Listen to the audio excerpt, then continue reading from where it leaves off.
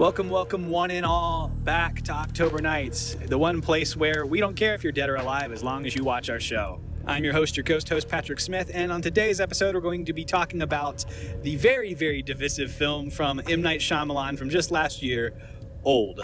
And when I say divisive, it's hard to think of another movie that does the divisive thing as well as this movie does. I have encouraged countless friends to go check out this movie, some of whom have cut off contact with me, and some of whom have become even closer friends with me. I'm kidding, of course, but the jokes are there to provide the point that I've had people come back and be like, I don't understand what you like about this, but I'm glad you do. To people who are like, okay, I do see what's going on here, and I kind of like it. I kind of vibe with it. And it's really a toss-up as to whether or not they're going to like it. And similarly, it's literally a toss-up as to whether or not you'll like it. I mean, you might as well throw a coin because it's got just as much a predictive nature of telling you whether or not you'll enjoy M. Night Shyamalan's Old or not. Because the film, at least at last check I did, remains at about 50-50. 50 critic score, 50 audience score.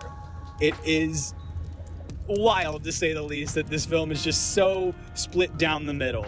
You couldn't be more here for the bride or the groom, but definitely not both. What I think is so fascinating about this is that, I mean, it has all the hallmarks of what makes an M. Night Shyamalan film an M. Night Shyamalan film.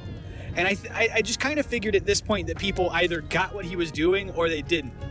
I do think the meme that I'm putting up on the screen right now explains my thoughts exactly, and probably the main thoughts from the two opposing camps regarding critical opinion of this film. Shyamalan has this very campy nature, and he doesn't do a whole lot with subtext. It's just all there, all in your face, all the time. I mean, just look at The Happening. I mean, obviously, I have a much more positive view of that film than a lot of people do, if you want to go check out my Letterboxd review of that. But still, it's not a great movie, but it kind of shows what Shyamalan is all about. It's nowhere near the war crime that is his Avatar: The Last Airbender adaptation. That's bad touch. But I think at this point, a synopsis of the film is not going to do a whole lot for you. Like I said, it's really not going to change whether or not this film works for you or not. I mean, you pretty much understand the gist of it from the memes, that it's about a beach that makes you old. I mean, the plethora of meme culture surrounding this film was almost as effective as the marketing itself. So I honestly don't really feel like dealing with teasing the film for you. If nothing else, the abstract nature of how it's turned out in public opinion and public discourse of being literally straight down the middle, if that doesn't intrigue you to watch the film, nothing I say here will, and no synopsis is going to convince you, so I don't see why it would be even worth my time to come up with one. It's about a beach that makes you grow old. There you go. But what does make this movie fascinating, and something that I do want to talk about, is that it is an adaptation of another work.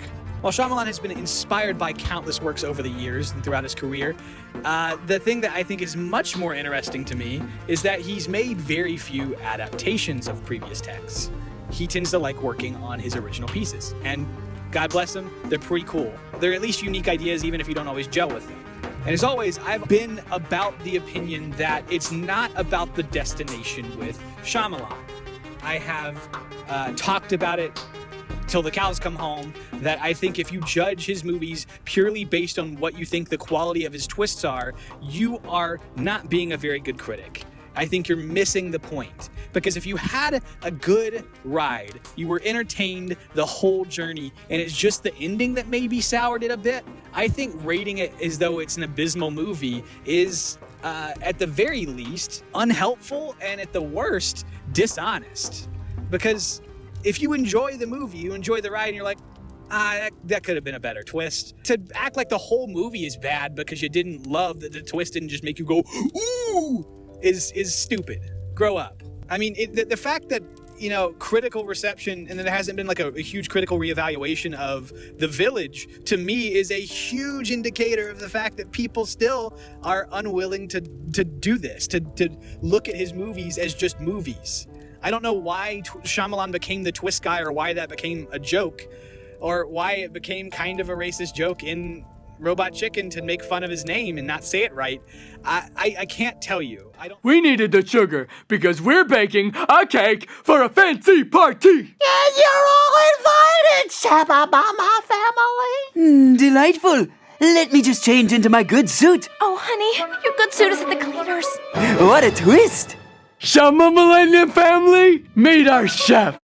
The final film, alphabetically, on my top 20 list is M. Night Shyamalan Ding Dong's Unbreakable. I don't know why, other than he was an Indian American making movies in major pop culture. They had a pretty big impact. And so he became kind of a target. So to say that, some of the backlash to his movies and his storytelling is racistly motivated, I don't think is a huge reach. And I do think that the fact that we're not critically reevaluating a lot of his work, especially past his big golden age for a lot of people, is a bit dumb. Shyamalan clearly was inspired by a bunch of campy films, and it loves paying homage to that. I mean, even Lady in the Water was another one that I think is really unfairly maligned. I don't know why I have to go to bat for these movies, but they entertain the hell out of me. And so I'm not going to pretend otherwise. I do want to say that one of the things that I think makes this movie just a genuinely fascinating work is that it is an adaptation. I'll cycle back around to that point that I was trying to make 10 minutes ago. It's an adaptation of a graphic novel called Sandcastle, which you're seeing on the screen now. Like I've begun to do in more recent years, I've actually tried to engage with the material that is adapting something else before I read the original precursor text. The most recent example I'll give, and it's a little bit more complicated and nuanced than that, is with Firestarter. The new film came out earlier this year to not great reviews. I actually spent some time reading the book, and instead of going back and watching the 1984 film with a score by Tangerine Dream and directed by Mark L. Lester, I believe, I ended up watching the new one, the remake, the reimagining first, and it made a lot of really interesting changes. And when I say I had just finished the book when I went to watch this movie, I mean I literally closed the book, opened my iPad, and hit play on the download of Firestarter straight off of Peacock. And I actually was really entertained. Obviously, I have some issues with it in terms of how it's made changes to the original text. But as a whole, I was entertained throughout. I thought it was a fun little movie. And then I went and watched the 1984 film, and while the effects were astoundingly better, and the score by Tangerine Dream was an absolute delight, I couldn't help but feel that I was watching a ridiculously boring movie. From scene to scene, it just didn't have any propulsion. It had no great indicators of pacing. It was just a blah movie that had occasional bursts of energy, which was really disappointing. Because I'd paid money for it and owned it now. But because I didn't have the notion that the 1984 film kind of set the bar for me, I actually got to enjoy the 2022 film without my impressions of it being perverted. More than likely, I'll do the same thing with the new M. Night Shyamalan film, Knock at the Cabin. I'll wait until after the film to read the book, so that way I'm not spending the entire time going, ooh, I don't like this change. Oh, that bothers me. They made this alteration. And just engage with the media as its own thing, and then enhance or detract from it by reading the precursor text. I think by making the switch up, it allows for a little bit more of freedom in terms of you're not burdened by another text in terms of evaluating a work. You can truly evaluate it on its own merits rather than comparing and contrasting it to something else that's clearly an inspiration to it. I mean, I'll be honest with you, I actually saw The Shining for the first time before I read the book. And so I was able to engage with it and enjoy the movie first before going and reading Stephen King's precursor text. And because of that, I was able to form my opinions on the movie and end up bolstering them with the original text. The major differences between the graphic novel and the film adaptation that Shyamalan is responsible for is that the graphic novel is very much an R-rated piece of art. It's far more nihilistic, and one thing I've learned about, Shyamalan's work over the course of watching his movies, especially in preparation for a video essay on it, is that, well, I really like what he does.